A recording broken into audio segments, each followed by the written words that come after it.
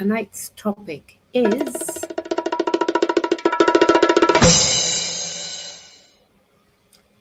salt. What do we really know? Salt. Yes, the stuff that comes from the ground, the stuff that's in the sea. Where else is it? It's in plants. It's in us. It's in the air. Like, you can taste it in the air when you're near the sea, right? Salt is everywhere. But what do we really know about it? We've been spun yarns, I reckon. That's my thoughts thus far.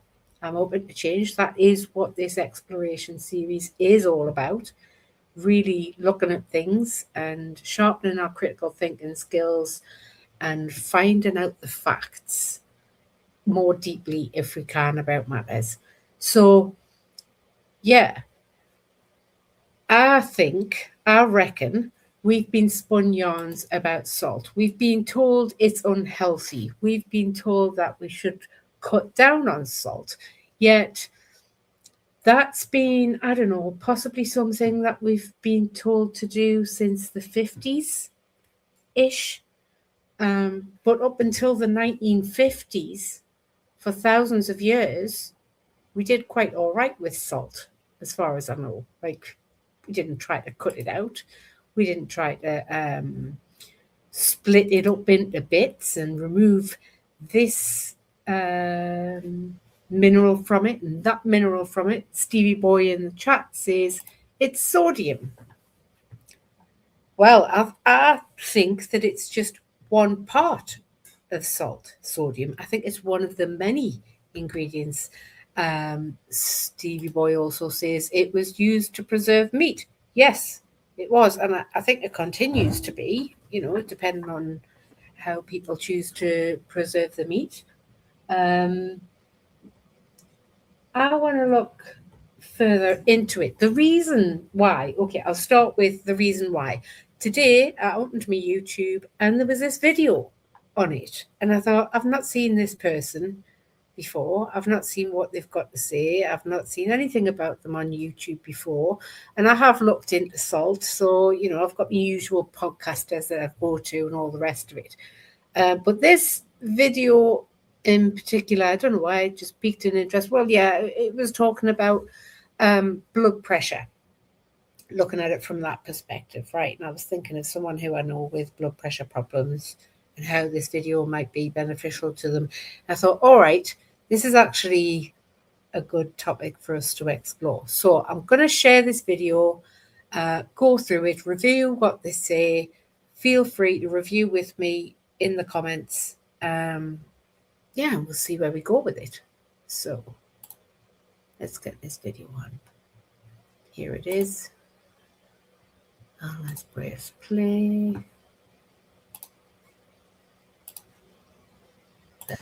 The salt lie. What's really behind your high blood pressure?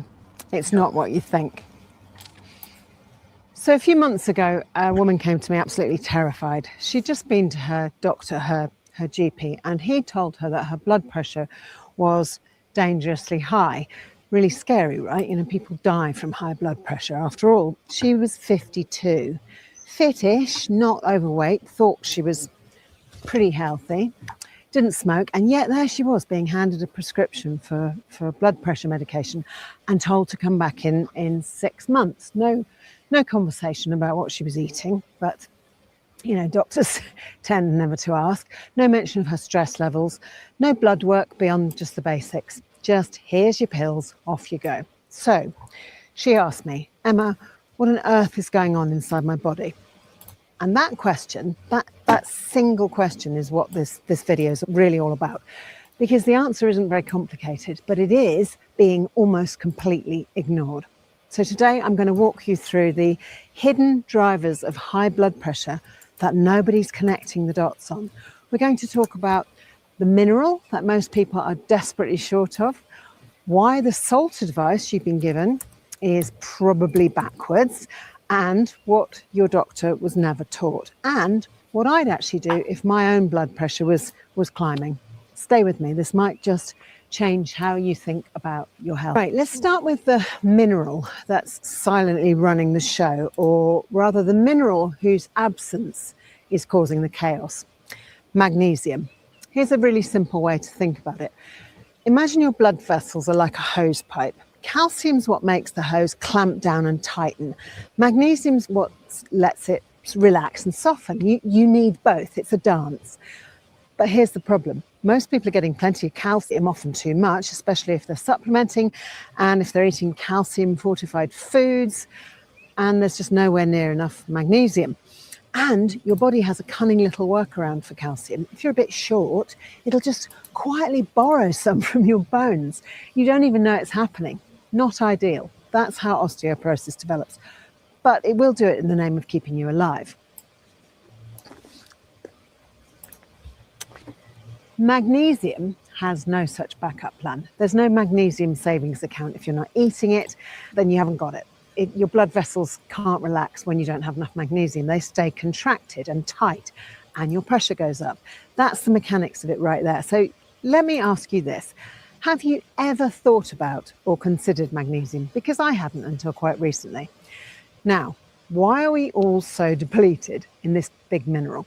Four reasons. One is our soils. The bit we can't do much about is the topsoil that grows our food. It's been hammered by industrial farming, monocropping, synthetic fertilizers and glyphosate, or Roundup.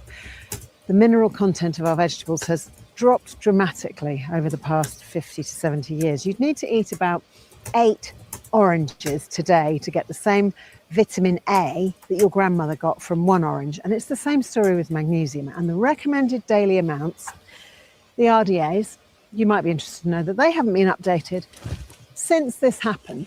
So when you're reading about how much of a particular mineral or nutrient is in your food, when you're looking at those labels, or you're looking at the recommended daily amounts, bear in mind that that number was probably calculated back around the Second World War, when our soils were still full of nutrients, when farming was more circular or regenerative, the way it had been for hundreds of years, maybe thousands of years, leading up to that point. So number 2, processed food.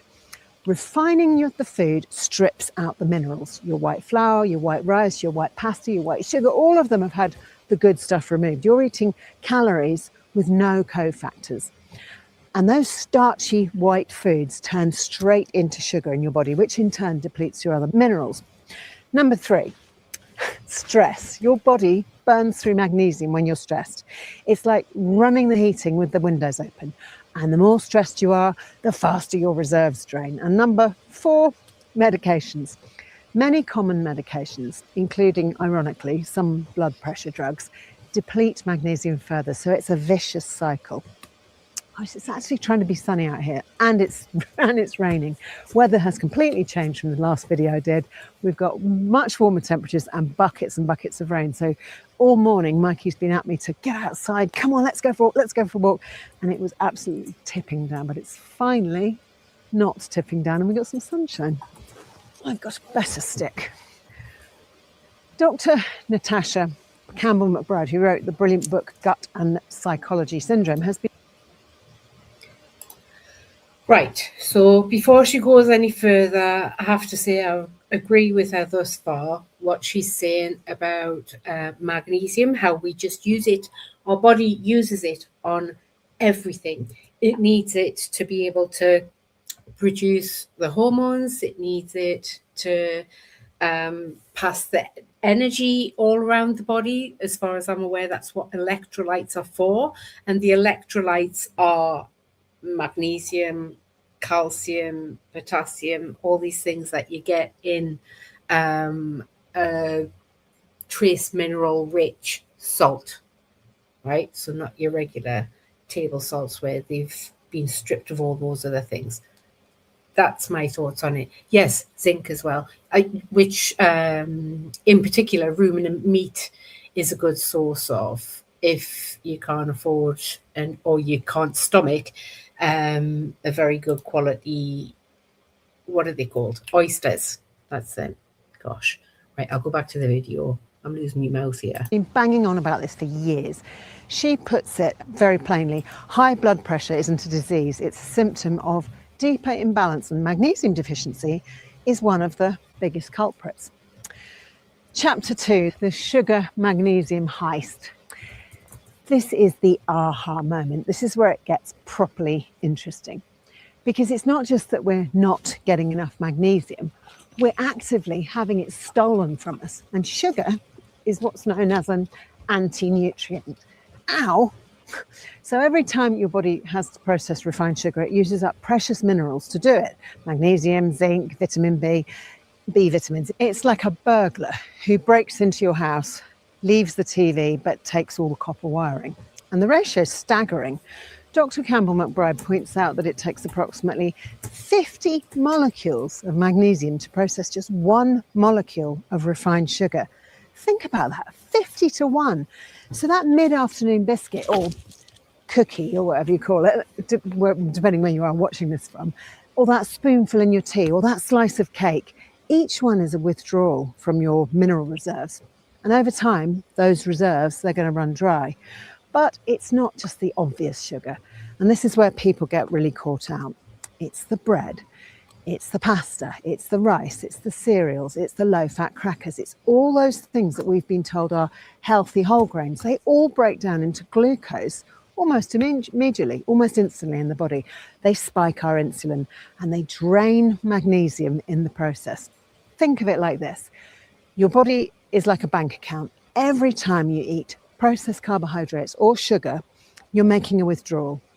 Every time you eat mineral-rich whole foods, that's your meat, your fish, your eggs, your leafy greens, you're making a deposit. Most people are wildly overdrawn and they don't even know it. And guess what happens when you're tired, anxious, stressed?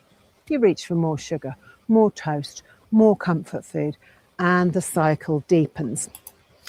Before we go any further, when you're consuming all the things that your body really has to work hard to deal with, like sugar and refined carbs and all of that she's on about, that also stresses your system, right? Which increases your cortisol levels. Cortisol is a stress hormone. So for your body to be able to produce that hormone, it needs to draw on even more magnesium. So not only have you got life stresses raising your cortisol, which in turn raises your blood sugar levels, which in turn raises your insulin resistance. Insulin is another hormone, right? So all of that stresses your system. All of that has to draw on even more of your magnesium supply, which you're already low on. So yeah, consuming all of those things doesn't just poison your system, it depletes you of everything, every last bit that you haven't much of in your system for what you need already. Gosh, this is serious. Many of my clients describe themselves as emotional eaters. And I reckon most of us could write a cookbook called something like Feelings with a Side of Double Chocolate Brownie. But comfort eating is the most uncomfortable comfort there is because it makes you feel worse afterwards, worse in the long run rather than feeling better. So I'm going to attempt to walk and talk, but I've just realised I've got a white jumper on and very mucky old stick hands. So we'll see how this goes. For the gorgeous little doggy. First of all, I'll retrieve the ball just here. Up. Right, Mr. Dog. So, chapter 3. The Great Salt Swindle. Oops, right. So we need to talk about salt because the advice that you've almost certainly been given about salt and high blood pressure is, let's just put it diplomatically, incomplete. And less diplomatically, a load of absolute tosh. I know people who've avoided, they've not only avoided salt in their food for years, but they prevented their children from eating it too, which I consider to be a form of child abuse. But it's not entirely their fault because for decades, we've been told by our doctors that salt raises blood pressure and watch your sodium, and millions of people with high blood pressure have dutifully thrown away their salt cellars and started eating bland, unseasoned, horrible tasting food, believing that they're saving their hearts, believing that they're being virtuous. But here's what that advice misses completely. It's not salt per se that's the villain. It's the type of salt. And that distinction changes everything. But you try explaining that to someone who's an avid salt avoider. They look at you like you've just suggested that sprinkling uncut cocaine over your food as a seasoning is a really good idea. And they look at you like you're a complete moron for even suggesting it. So standard table salt, the white stuff in most kitchens and in virtually all processed food, is sodium chloride, full stop. It has been stripped and bleached of every mineral that it ever contained. Just think about that for a moment. Often anti-caking agents have been added, sometimes even sugar, I know, seriously. And it's a processed industrial product. And yes, eating loads of that, especially from ultra-processed food, is going to cause you problems. But natural, unrefined salt, like Redmond's real salt, or a good quality Himalayan pink salt, or Celtic sea salt, or Baja Gold, if you're really bougie, those are completely different substances. Yes, they contain sodium, but perfectly balanced with magnesium, potassium, calcium, dozens of other trace minerals, the very minerals that your body needs to regulate its blood pressure. So think of it like this. Processed table salt is like a football team with only a striker, no midfield, no defence, no goalkeeper. It's unbalanced. Natural salt is your full squad. Everyone's playing his or her position. The minerals will all work synergistically together. And here's the thing. When you cut all the salt, you can actually make things worse because sodium works in partnership with potassium and magnesium. And if you slash the sodium without addressing the others, you're going to throw your whole electrolyte balance off. Your body responds by ramping up aldosterone, and that tells your kidneys to hold on to sodium, and that can actually raise your blood pressure. So the very thing you're trying to fix, you're making potentially worse. So the real culprit, it isn't the salt from your kitchen. It's the salt that's hidden in the industrially ultra-processed food, in the crisps, in the ready meals, in the takeaways, in the sauces, in the packaged foods, the packaged snacks. That's your processed sodium without any of its balancing minerals because they've all been stripped out. So if you're eating single ingredient whole foods and seasoning with a good quality natural salt, then you're giving your body exactly what it needs. If, however, you're eating those single ingredient whole foods and you fear salt and you avoid all of it because you wholeheartedly believe it's bad for you, then you're setting yourself up for failure. And I'm talking failure literally in so many of your body systems. Chapter 4, what your doctor wasn't taught. Now, I want to be really clear here because what I'm not doing is having a go at your doctor, your MD, your GP. Most of them are decent, hardworking people. We're doing their best in a system that simply hasn't been equipped for this type of conversation. The research tells us something quite sobering. Up to 80% of people diagnosed with high blood pressure receive no meaningful guidance about diet or physical activity during their consultations. Not a mention of magnesium, not a word about processed food, not a suggestion just to go for a walk after dinner, just the prescription and, here's your pills. And that's the same whether you're in that consultation because you're worried about your high blood pressure or because you've got an unexplained lump that you want the doctor to look into further, or you're being told that your cholesterol's too high or you've got type 2 diabetes. They almost never ask what you're eating. What do you fuel your body with on a daily basis for your entire life? And here's why. It's because doctors receive on average, fewer than 20 hours of nutrition training in their entire medical degree. 20 hours. I've spent more time than that researching a single mineral. Right. I have to stop here, right? I agree with, oh, hello, Lady Muck in the chat. I have to agree with her that doctors aren't trained enough about this. But I cannot make excuses for doctors. This is just from my own perspective, because I can't help but think, right, these highly trained doctors How do they get their places in further education and then higher education in order for them to come out with the qualifications to become a doctor if they don't have the critical thinking skills enough to ask for that information? Why aren't they asking for that information? Why aren't they in their training, right? Not just being indoctrinated, but asking questions, thinking critically, proven to the universities that they can think and that they're always going to try to find the answers to help people live a healthy life.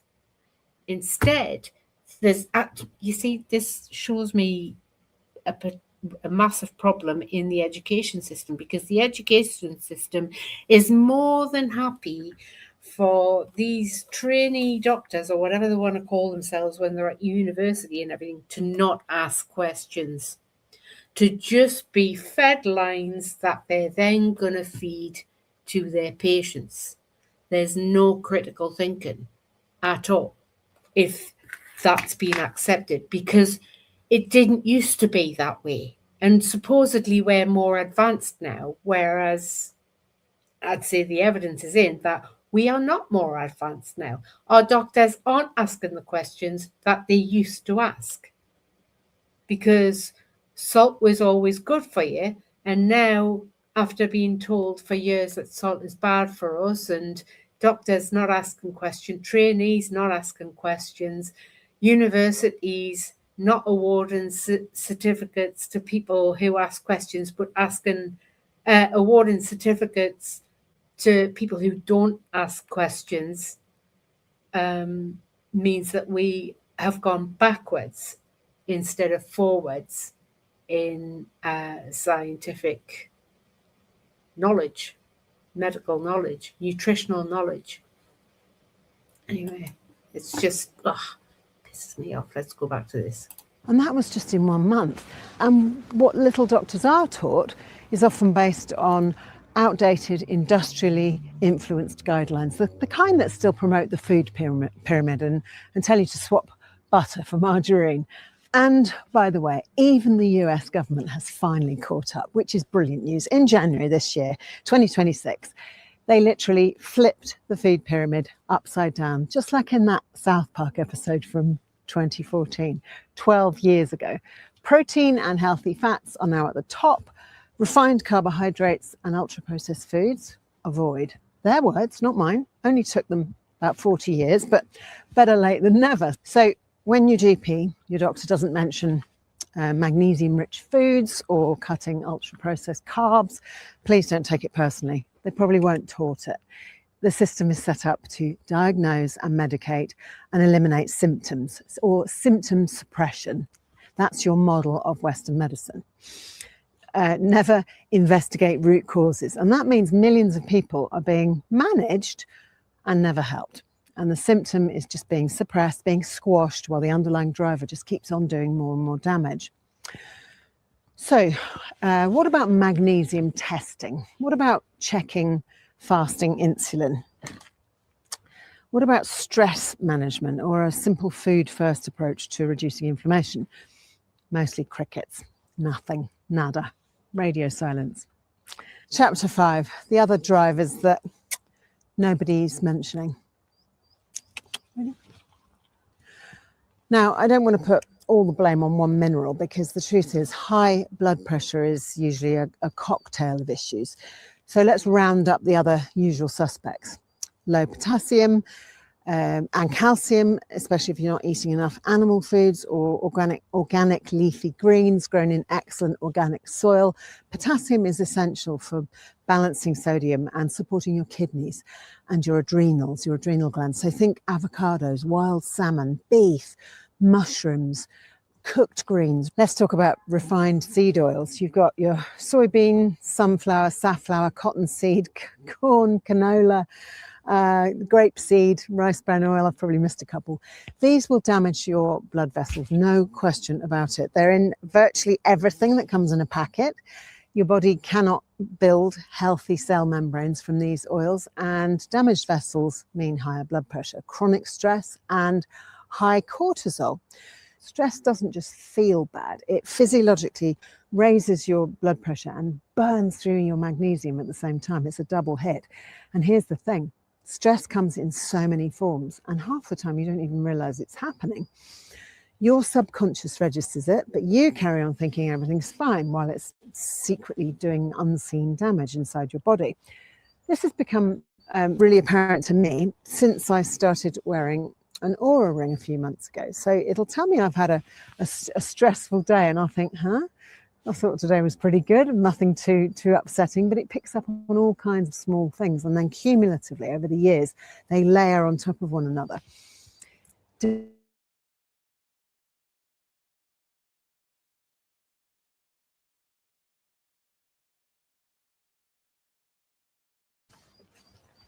Overnight, and will blunt your body's ability to recover if you're not sleeping well. Your cardiovascular system never gets proper rest. And then there's the overarching problem, ultra-processed foods. When the majority of your diet comes out of colourful boxes and packets and wrappers, then you are getting too much of the wrong kind of everything. That's the wrong salt, the wrong fats, wrong carbs, and not nearly enough of the nutrients and minerals that your body is actually crying out for. This is precisely why I champion a single ingredient whole food approach, more like our ancestors had. So if it had a face or it grew in the ground, eat it. And I love that analogy, which I first heard from my gorgeous friend Laura in Devon. And if it came off a production line and it has a list of ingredients that you can't pronounce, then leave it on the shelf. Can't get the ball, Mikey. Chapter 6, what I'd do if my blood pressure was high. Right, here's what I'd actually do if I had high blood pressure, and I don't. Nothing fluffy, no fads. This is what I'd put in place if my numbers were creeping up. So number one, I'd start with magnesium. I'd supplement daily. I'd split it across morning through to evening. How much should you take? Well, Morley Robbins, who created the root cause protocol, he recommends 5 milligrams per pound of body weight, or 10 milligrams per kilo. So if you weigh 10 stone, that's about 600 to 700 milligrams. And if you're going through a stressful time, you might need even more because, as I said already, stress burns through magnesium like nobody's business. I take magnesium malate in the mornings and at lunchtime because it's energizing, and magnesium glycinate is my go-to at nighttime because it also supports my sleep. Now, it's worth noting here, the primary recommended forms are glycinate and malate because of their absorbability and higher percentage of elemental magnesium. So don't go for a magnesium complex, lots to mix together, as it will generally contain ingredients which aren't so beneficial, like magnesium oxide and citrate. Plus, they can have a laxative effect, and then that means that less of the nutrient is being absorbed into your body, so your body's not benefiting as much. And you need this stuff to stay in your system long enough to be able to utilize it, not just to flush straight out of you with a laxative effect. Citrate is useful if constipation is an issue, but be aware it can tear through you with like a freight train. So this gives your body no time to absorb anything positive from it.